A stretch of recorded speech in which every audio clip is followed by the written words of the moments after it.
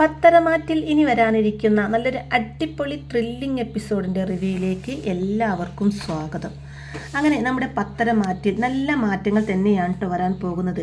സത്യങ്ങളൊക്കെ എല്ലാവരും അറിയാൻ പോവുകയാണ്. മുത്തശ്ശനും മുത്തശ്ശിയും അതുപോലെ തന്നെ ദേവയാനിയും അങ്ങനെ വീട്ടിലുള്ള എല്ലാവരും തന്നെ സത്യങ്ങളൊക്കെ അറിയാൻ വേണ്ടി പോവുകയാണ്. അങ്ങനെ ദേവയാനി നയനയെ സംരക്ഷിച്ചു തുടങ്ങുന്ന ഒരു അടിപൊളി എപ്പിസോഡുകളൊക്കെയാണ് കേട്ടോ ഇനി വരാൻ വേണ്ടി പോകുന്നത്. അതുപോലെ തന്നെ നയനയുടെ നന്മമരൊക്കെ മാറി നല്ല ബോൾഡായിട്ടുള്ള പ്രതികരിക്കേണ്ടിടത്ത് നല്ല പോലെ പ്രതികരിക്കുന്ന നയനയെയാണ് കേട്ടോ വരും എപ്പിസോഡുകളിൽ നമ്മൾ കാണാനായിട്ട് പോകുന്നത്. അപ്പോൾ നമുക്ക് വിശേഷങ്ങളിലേക്ക് കടന്നാലോ. അങ്ങനെ നമ്മുടെ മുത്തശ്ശനും മുത്തശ്ശിയും കൂടി നയനയുടെ വീട്ടിൽ പോയിട്ട് തിരിച്ചു പോകുന്ന വഴി മുത്തശ്ശനൊരു സംശയം തോന്നാണ്. നയന കല്യാണിയുടെ വീട്ടിൽ പോയതാണെന്നല്ലേ നന്ദു പറഞ്ഞത്, എന്നാൽ നമുക്കൊന്ന് കല്യാണിയെ വിളിച്ചു നോക്കിയാലോ എന്ന് മുത്തശ്ശിയോട് പറയുമ്പോൾ മുത്തശ്ശിയും പറയുന്നുണ്ട്, ശരിയാ മോളെ വിളിച്ചിട്ട് ഒരുപാട് കാലമായി, ഒന്ന് വിളിക്കാമെന്ന് പറയാണ്. അങ്ങനെ മുത്തശ്ശൻ കല്യാണിയെ വിളിച്ച് വിശേഷങ്ങളൊക്കെ തിരക്കുന്നുണ്ട് കേട്ടോ.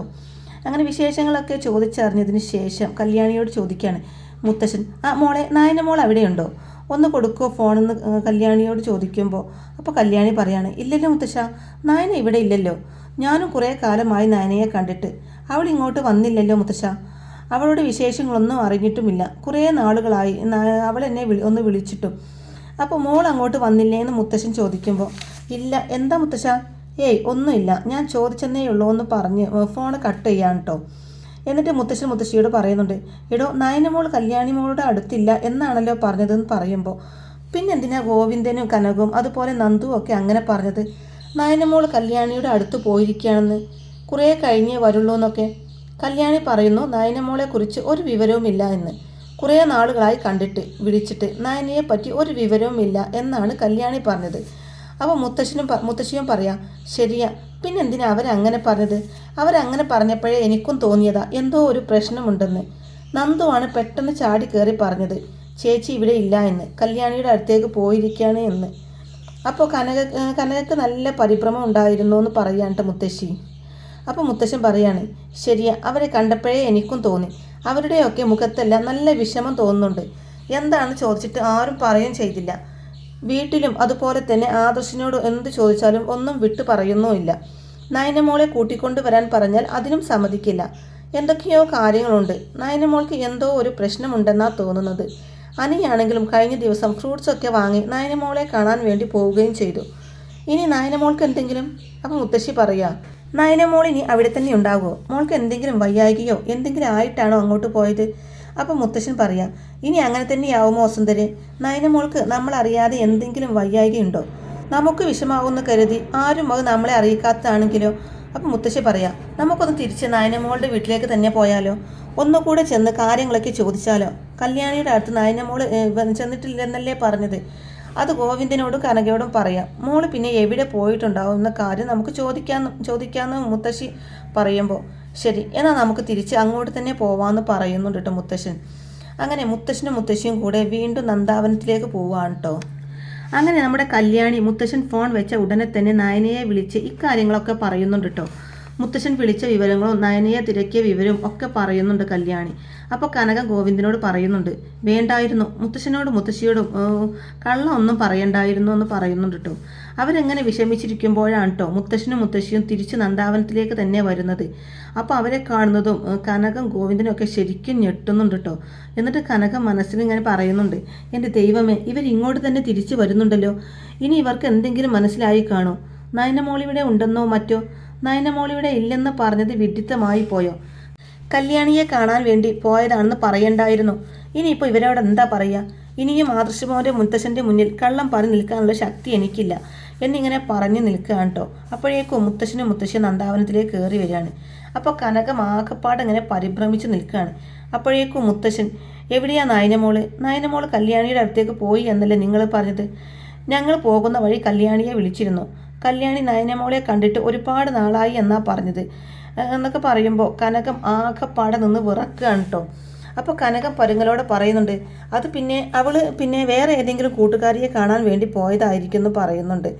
അല്ല കനകെ, ഇങ്ങനെ നുണ പറഞ്ഞാൽ അത് ഞങ്ങൾക്ക് മനസ്സിലാവും, ഈ അനന്തമൂർത്തി ഒരുപാട് ആളുകളെ കണ്ടിട്ടുള്ളതാ, എന്തൊക്കെയോ ഞങ്ങളിൽ നിന്നും മറച്ചു വെക്കുന്നുണ്ട്, ആദർശമോനും അതുപോലെ തന്നെ ഞങ്ങളിൽ നിന്നും എന്തൊക്കെയോ മറച്ചു വെക്കുന്നു, എന്താണെന്നുള്ളത് അറിയില്ല, സത്യം എന്താണെന്ന് പറ, നയനമോൾക്ക് എന്താ സംഭവിച്ചത്, നയനമോൾക്ക് എന്തെങ്കിലും വയ്യായികയുണ്ടോ എന്നൊക്കെ ചോദിക്കുമ്പോൾ കനകം പറയാണ് ഒന്നും സംഭവിച്ചില്ല എന്ന് കള്ളം പറയുമ്പോൾ ഒന്നും സംഭവിച്ചില്ലെന്ന് കള്ളം പറയണ്ട. ഞങ്ങൾ അറിയാത്ത എന്തോ ഒന്ന് അവൾക്കുണ്ട്. നയനമോൾക്ക് എന്തോ ഒരു അസ്വസ്ഥതയോ വയ്യായികയോ എന്തോ അവൾക്കുണ്ട്. ഞങ്ങൾക്ക് വിഷമാവുന്ന കരുതി എല്ലാവരും എല്ലാം ഞങ്ങളിൽ നിന്ന് മറച്ചു വെക്കുകയാണ്. അവൾക്ക് എന്തൊക്കെയോ പ്രശ്നമുണ്ട്. അതുകൊണ്ടല്ലേ അവൾ ഇവിടെ വന്നിട്ടും കാണാൻ പറ്റാത്തത്. എന്താ അവൾ മാറി നിൽക്കുന്നത്? ഞങ്ങളോട് ഇനിയും കള്ളം പറയാമെന്ന് വിചാരിക്കേണ്ട. അപ്പോൾ കനക ഇങ്ങനെ മനസ്സിൽ പറയുന്നുണ്ട്, ഇനി ഇവരുടെ മുമ്പിൽ പിടിച്ചു നിൽക്കാൻ പറ്റില്ല, കള്ളം പറഞ്ഞ് പിടിച്ചു നിൽക്കാൻ പറ്റില്ല എന്ന് മനസ്സിലാവുന്നുണ്ട് കേട്ടോ. അങ്ങനെ കനകം സത്യം തുറന്ന് പറയാൻ തന്നെ തീരുമാനിക്കുകയാണ്. എന്നിട്ട് കനകം പറയുന്നുണ്ട്, ഞാൻ കള്ളം പറഞ്ഞതല്ല, ഇങ്ങനെയൊരു സാഹചര്യം ആയതുകൊണ്ട് മാത്രമാണ് അത് മറച്ചു വെച്ചത്. ഞാൻ എല്ലാ സത്യങ്ങളും പറയാം. ഇനിയും ഇത് മറച്ചു വെക്കാൻ എന്നെക്കൊണ്ട് പറ്റില്ല എന്ന് പറഞ്ഞ് ആ സത്യം തുറന്ന് പറയുകയാണ് കേട്ടോ കനകം. നയനമോളാണ് ദേവയാനിക്ക് കരൾ പകുത്തു നൽകിയത്. കരൾ ദാനമായിട്ട് നൽകിയ ആ പെൺകുട്ടി ഞങ്ങളുടെ നയനമോളാണെന്ന് പറഞ്ഞ് കരയാണ് കേട്ടോ കനകം. അപ്പോൾ അത് കേൾക്കുന്നതും ശരിക്കും ഷോക്കേറ്റ പോലെ നിൽക്കുകയാണ് കേട്ടോ മുത്തശ്ശനും മുത്തശ്ശിയും. മുത്തശ്ശൻ ഞെട്ടലോടെ തന്നെ ചോദിക്കുകയാണ്, എന്താ കരൾ ദാനം നൽകിയത് നയനമോളാണെന്നോ? അപ്പോൾ കനകം പറയാണ്, അതെ, മോളാണ് അങ്ങനെ ചെയ്തത്. ഇത് മറ്റാരും അറിയരുതെന്ന് മോൾക്ക് നല്ല നിർബന്ധമുണ്ടായിരുന്നു. അതുകൊണ്ടാണ് നിങ്ങളോടിത് മറച്ചു വെച്ചത് എന്ന് പറയുന്നുണ്ട് കനകം. ഇതേ സമയം മുത്തശ്ശനും മുത്തശ്ശിയും തിരിച്ചു വന്നത് അറിയാതെ നന്ദു നയനയെയും പിടിച്ചുകൊണ്ട് ഹാളിലേക്ക് വരുന്നുണ്ട് കേട്ടോ. അപ്പോൾ നയനയെ താങ്ങിക്കൊണ്ട് നന്ദു വരുന്നത് മുത്തശ്ശൻ്റെയും മുത്തശ്ശിയുടെയും മുമ്പിലേക്കാണ്. നയനയുടെ ആ അവസ്ഥ കണ്ട് പെട്ടെന്ന് ഞെട്ടുന്നുണ്ട് കേട്ടോ അവർ രണ്ടുപേരും. മുത്തശ്ശൻ നയനയെ കണ്ട് വളരെ ദയനീയമായിട്ട് ഇങ്ങനെ നോക്കുന്നുണ്ട്. എന്നിട്ട് ചോദിക്കുക, മോളെ, നീയാണോ ദേവയാനിക്ക് കരൾ ദാനമായിട്ട് നൽകിയത്? അപ്പോഴേക്കും നയന പറയാം, അതെ മുത്തശ്ശ. എന്നിട്ട് ഇതെല്ലാം ഞങ്ങളിൽ നിന്ന് മോള് മറച്ചു വെച്ചല്ലേ? അതെന്തിനാ മോളെ ഞങ്ങളിൽ നിന്ന് മറച്ചു വെച്ചത്? നിന്റെ മനസ്സ് നന്മയുള്ളതാണെന്ന് ഞങ്ങൾക്കറിയാം. പിന്നെ എന്തിനാ മോളെ നിങ്ങളെല്ലാവരും കൂടെ ചേർന്ന് ഇത് ഞങ്ങളിൽ നിന്നും മറച്ചു വെച്ചത്? നിന്നെക്കൊണ്ട് മാത്രമേ ഇങ്ങനെയൊക്കെ ചെയ്യാൻ പറ്റുള്ളൂ. ആദർശും ഇത് മറച്ചു വെച്ചു. അപ്പോൾ നയന പറയാണ്, അത് മുത്തശ്ശ, നിങ്ങളെ ഒന്നും അറിയിക്കേണ്ടെന്ന് ഞാനാ പറഞ്ഞത് മുത്തശ്ശ. നിങ്ങൾ ആരും സമ്മതിച്ചില്ലെങ്കിലോ എന്നോർത്തിട്ട്. അതുപോലെ അമ്മ അറിഞ്ഞു കഴിഞ്ഞാൽ അമ്മയ്ക്ക് എന്നോടുള്ള ദേഷ്യം കാരണം എൻ്റെ സഹായം വേണ്ടെന്ന് പറഞ്ഞാൽ അമ്മയ്ക്ക് എന്തെങ്കിലും സംഭവിച്ചു പോയാലോ? അതുകൊണ്ടാണ് അമ്മ ഇതൊന്നും അറിയണ്ടെന്ന് വെച്ചത്. അനന്തപുരിയിലുള്ള എല്ലാവരും അറിഞ്ഞു കഴിയുമ്പോൾ അതൊരു പാട്ടാവും. നാട്ടിൽ പാട്ടാവണ്ടെന്ന് കരുതിയാണ് ഞങ്ങൾ ഇങ്ങനെയൊരു തീരുമാനം എടുത്തത്. ഇതാരും അറിയരുതെന്ന്. അനിക്കും അതുപോലെ തന്നെ ചെറിയച്ഛനും അച്ഛനും ഒക്കെ ഈ വിവരം അറിയാമെന്ന് പറയാൻ നയന. അപ്പോൾ മുത്തശ്ശനും മുത്തശ്ശിയും പറയാം, മോളെ, നീ ചെയ്തത് എന്ത് വലിയ കാര്യമാണ്. നിന്നെക്കൊണ്ട് മാത്രമേ ഇങ്ങനെയൊക്കെ ചെയ്യാൻ പറ്റൂ. നമ്മുടെ വീട്ടിലെ ഐശ്വര്യം നീ തന്നെയാണ്. നമ്മുടെ കുടുംബത്തിന് വേണ്ടി എന്തെല്ലാം ത്യാഗങ്ങളാണ് മോൾ ചെയ്യുന്നത് എന്നൊക്കെ പറയാൻ കേട്ടോ മുത്തശ്ശൻ. എന്നിട്ട് ഒരുപാട് ആശ്വസിപ്പിക്കുകയൊക്കെ ചെയ്യുന്നുണ്ട്. ഗോവിന്ദനോടും പറയുന്നുണ്ട്, ഇങ്ങനെയൊരു മോളെ കിട്ടിയതാടോ തൻ്റെ ഭാഗ്യം. ആ ഭാഗ്യം ഇപ്പോൾ ഞങ്ങൾക്കും കൂടെ കിട്ടി. അത്രയും നല്ല കുട്ടിയാണ് നയനമോള്. മോൾക്ക് എന്തെങ്കിലും അസ്വസ്ഥത തോന്നുന്നുണ്ടെങ്കിൽ ഡോക്ടറെ വിളിക്കാൻ മറക്കരുത്. എന്ത് സഹായം വേണമെങ്കിലും ഏത് പാതിരാത്രിയിലാണെങ്കിലും വിളിക്കണം. ആദർശ് മോനെയോ എന്നെയോ വിളിക്കണം. എന്ത് വേണമെങ്കിലും ചോദിക്കാൻ മടിക്കരുത്. ഇടയ്ക്ക് മോളെ കാണാൻ ഞങ്ങൾ വരാമെന്നും പറഞ്ഞിട്ട് യാത്ര പറഞ്ഞ് അവരവിടെ നിന്ന് ഇറങ്ങാൻ കേട്ടോ. അതിനുശേഷം കാണിക്കുന്നത് മുത്തശ്ശൻ വീട്ടിൽ എത്തിയതിന് ശേഷം ആദർശനോട് പറയാണ്, മോനെ ആദർശ്, നീ ഞങ്ങളിൽ നിന്നും ഇത് മറച്ചു വെച്ചല്ലേ? നയനമോളാണല്ലേ ദേവയാനിക്ക് കരൾ നൽകിയത്? അപ്പോൾ ആദർശ് പറയാണ്, മുത്തശ്ശൻ എല്ലാം അറിഞ്ഞല്ലേ? മുത്തശ്ശൻ അവിടെ ചെന്നിട്ടുണ്ടായിരുന്നു എന്ന് നയനെ വിളിച്ച് പറഞ്ഞിരുന്നു. അപ്പോൾ മുത്തശ്ശൻ, എന്തുകൊണ്ടാണ് നീ ഞങ്ങളിൽ നിന്നും അത് മറച്ചു വെച്ചത് എന്ന് ചോദിക്കുമ്പോൾ, അത് മുത്തശ്ശ, ആ സാഹചര്യത്തിൽ അങ്ങനെ ചെയ്യേണ്ടി വന്നു എന്ന് പറയുന്നുണ്ട് ആദർശ്. അതൊക്കെ മനസ്സിലായി മോനെ. പക്ഷേ നീ ഒരു കാര്യം ചെയ്യണം. നീ എപ്പോഴും നയനമോൾക്ക് സപ്പോർട്ടായി നയനയുടെ കൂടെ തന്നെ വേണം. എല്ലാ കാര്യത്തിലും നീ അവളുടെ കൂടെ തന്നെ വേണം. നീ നയനമോളുടെ അടുത്തേക്ക് ചെല്ല്, അവളുടെ കൂടെ ചെന്നിരിക്കുക. അവൾക്കത് വലിയ ആശ്വാസമാകും, അവളുടെ വീട്ടുകാർക്കും. നയനമോൾക്ക് എന്ത് വേണമെന്നുണ്ടെങ്കിലും നീ ചെയ്തു കൊടുക്കണം. ഒരു കുറവും വരുത്തരുത്. മോളുടെ ആരോഗ്യ കാര്യങ്ങളും എല്ലാം നീ പ്രത്യേകം ശ്രദ്ധിക്കണം. ഇനി ഒരിക്കലും നീ നയനയെ കുറ്റപ്പെടുത്തുകയോ മാറ്റി നിർത്തുകയോ തള്ളിപ്പറയുകയോ ചെയ്യരുത്. അപ്പോൾ ആദർശ് പറയാണ്, ഇല്ല മുത്തശ്ശ, ഇനി ഒരിക്കലും ഞാൻ അങ്ങനെ ചെയ്യില്ല. അങ്ങനെ ഒരു മനസ്സല്ല എനിക്ക്. നയനയെ സ്നേഹിക്കുന്ന ആദർശ മുത്തശ്ശ ഞാൻ. ഇനി അമ്മ എന്ത് പറഞ്ഞാലും ഞാൻ നയനയെ വിട്ട് കളയില്ല, നയനയെ തള്ളി പറയില്ല എന്നൊക്കെ പറയാണ്. അങ്ങനെ മുത്തശ്ശൻ ആദർശിനെ നയനയുടെ അടുത്തേക്ക് തന്നെ പറഞ്ഞു വിടുകയാണ് കേട്ടോ. അങ്ങനെ ആദർശ് നയനയുടെ അടുത്തേക്ക് പോകുന്നുണ്ട്. നയനയും ആദർശും കൂടി ഇരുന്ന് സംസാരിക്കുകയും ഒക്കെ ചെയ്യുന്നുണ്ട്. അതിനൊക്കെ ശേഷം കാണിക്കുന്നത് മുത്തശ്ശനും മുത്തശ്ശിയും കൂടെ ഒരു തീരുമാനം എടുക്കുകയാണ് കേട്ടോ. അങ്ങനെ ആ തീരുമാനം മുത്തശ്ശൻ എല്ലാവരെയും അറിയിക്കുകയാണ്. ഇവിടെ എല്ലാവരും നയനയെയാണ് കുറ്റപ്പെടുത്തുന്നത്. അതുകൊണ്ട് തന്നെ ജലജിയോടും ജാനകിയോടും അനാമികയോടും ഒക്കെ ഈ വിവരം പറയണം. കാരണം അവരിപ്പോഴും പറയുന്നത് നയനയാണ് പാലിൽ വിഷം കലർത്തിയത് എന്നാണ്. ഇനി അങ്ങനെ ഒരു സംസാരം വരാൻ പാടില്ല. അതുകൊണ്ട് എല്ലാ കാര്യങ്ങളും എല്ലാവരെയും അറിയിക്കണം എന്ന് തന്നെ തീരുമാനിക്കുകയാണ് കേട്ടോ. അങ്ങനെ മുത്തശ്ശനും മുത്തശ്ശിയും വരുമ്പോഴേക്കും ജലജയും ജാനകിയും ഹാളിലേക്ക് വരികയാണ്. എന്നിട്ട് ചോദിക്കുകയാണ്, എവിടെ പോയതായിരുന്നു അച്ഛനും അമ്മയും കൂടി? അപ്പോൾ മുത്തശ്ശൻ പറയാണ്, ഞങ്ങൾ നയനമോളെ കാണാൻ വേണ്ടി അവളുടെ വീട്ടിൽ പോയതാണെന്ന് പറയുമ്പോൾ, ഓഹോ, നിങ്ങൾ രണ്ടുപേരും അവളെ കാണാൻ അങ്ങോട്ട് പോയല്ലേ?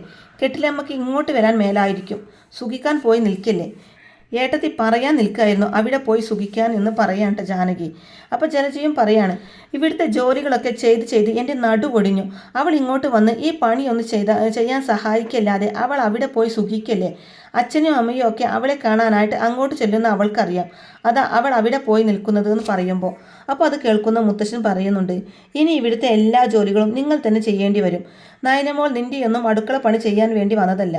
ഇനി മോൾ ഇങ്ങോട്ട് വന്നാലും മോൾ ഇവിടുത്തെ പണിയൊക്കെ ചെയ്യുന്ന നിങ്ങൾ ആരും കരുതാൻ വേണ്ടാന്ന് പറയാണ്. ഇനി നിങ്ങളാരും അവളെപ്പറ്റി ഒരക്ഷരം മിണ്ടി പോകരുത്. നയനമോൾ ചെയ്തത് എത്ര വലിയ കാര്യമാണ് നിങ്ങൾക്ക് ആർക്കെങ്കിലും അറിയാവോ? ദേവയാനി ഇന്ന് ജീവനോടെ ഇരിക്കുന്നുണ്ടെങ്കിൽ അത് നയനമോൾ കാരണമാണ് എന്ന് മുത്തശ്ശൻ പറയുന്നതും അന്തം വിട്ട് നിൽക്കുകയാണ് കേട്ടോ ജാനകിയും ജലജിയും അനാമികയും ഒക്കെ. മുത്തശ്ശൻ വീണ്ടും പറയുന്നുണ്ട്, അതെ, ദേവയാനിക്ക് ആരാ കരൾ കൊടുത്തതെന്നറിയോ? കരൾ കൊടുത്ത ആ ഒരു നല്ല പെൺകുട്ടിയെക്കുറിച്ച് ദേവയാനി എപ്പോഴും പറയുന്നില്ലേ? ആ കുട്ടിയെ അവൾ ഒരുപാട് സ്നേഹിക്കുന്നു. ആ കുട്ടിയാണ് നയന.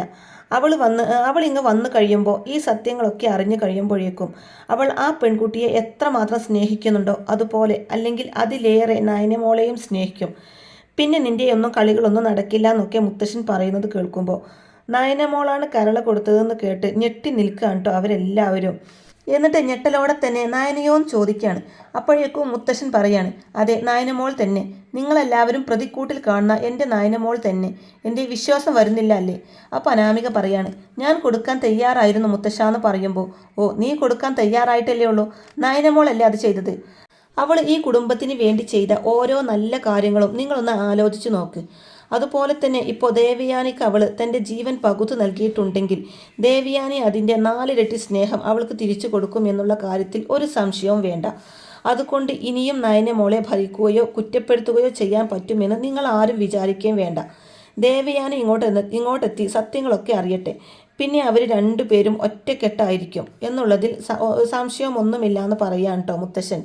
പിന്നെ ദേവയാനി കുടിച്ച പാലിൽ വിഷം ചേർത്തത് ആരാണ് എന്ന് ദേവയാനി തന്നെ കണ്ടുപിടിക്കുകയും ചെയ്യും. അത് ആരാണെങ്കിലും ദേവയാനി അവരെ വെറുതെ വിടാനൊന്നും പോകുന്നില്ല എന്നൊക്കെ കേൾക്കുമ്പോഴേക്കും അനാമിക ശരിക്കും പേടിച്ച് വിറക്കുന്നുണ്ട് കേട്ടോ. അപ്പോൾ ഇങ്ങനെയൊക്കെയുള്ള നല്ല അടിപൊളി ത്രില്ലിംഗ് എപ്പിസോഡുകളൊക്കെയാണ് കേട്ടോ ഇനി പത്തരമാറ്റ് സീരിയലിൽ വരാനിരിക്കുന്നത്.